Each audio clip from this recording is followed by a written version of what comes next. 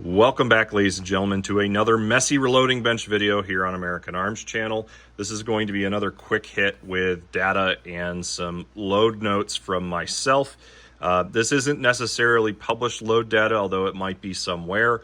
This is data that I didn't find this exact combination, so I started playing with it and landed in what I feel is a safe place, as well as achieved the results that I wanted. This is the 7mm Remington Magnum in the Game King variety by Sierra. We got 160 grain hollow point boat tail. I really love this bullet in 308 diameter. I use 165 grain version and 308 for my 308 Winchester loading using Varget, and it's pretty accurate in my semi-automatics, my FAL and my M77, considering what those rifles are, and it performs well on deer. So I'm pretty happy with that. I grabbed it to try and tune in to the Bergara B-14 Wilderness that my father hunts with out west here. He was able to pull a mule deer tag this year, so that is going to be his mule deer rifle. And I wanted something that would actually shoot well. That rifle has been misbehaving. It went back to Bergara.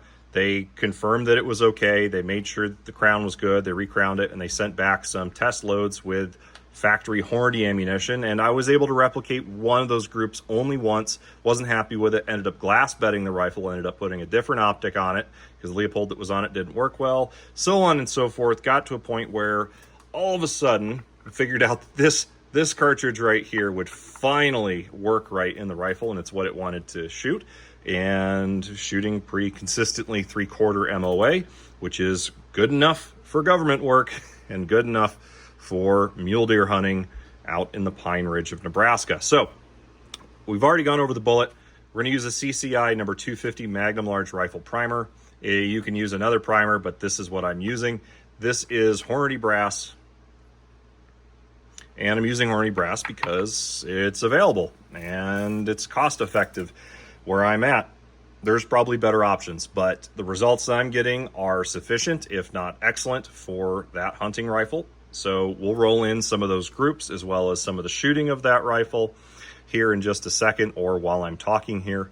But we're going to run 74.5 grains of the StaBall HD underneath this bullet, and we're going to seat to the Ogive, 2.792 inches there. I wrote it on my bench at one point because I nailed it when I was reviewing data. And this should be a pretty dang good load for you. We're averaging about 3,115 feet per second out of the 24-inch barrel on that B-14 Wilderness. So we should, see similar results in 22-inch. Of course, higher velocities are probable in a 26-inch. But yeah, 22, 24-inch, you're going to be right at that 3,100 foot per second mark. That's my chronograph with my rifle. So that's ballpark for you. Of course, always work up your load and figure out what works. But yeah, this is working pretty well. You've got some very significant case fill. You're right at the bottom of that neck, but the depth that you're seating this bullet is not really going to be a problem. It pretty much sits in there perfectly. Let's see if we can get that lined up for you. Yeah, so you can see it just barely pushes down on it. It's not going to be a compressed load at all, but it is going to be sitting right on top of the powder charge. The nice thing is this is supposed to be a temp stable powder.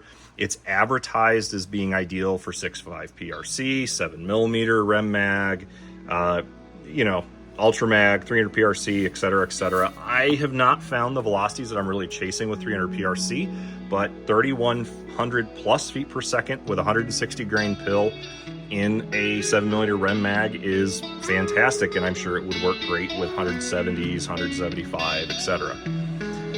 So as always, guys, God bless, keep your powder dry. I hope this information helped you.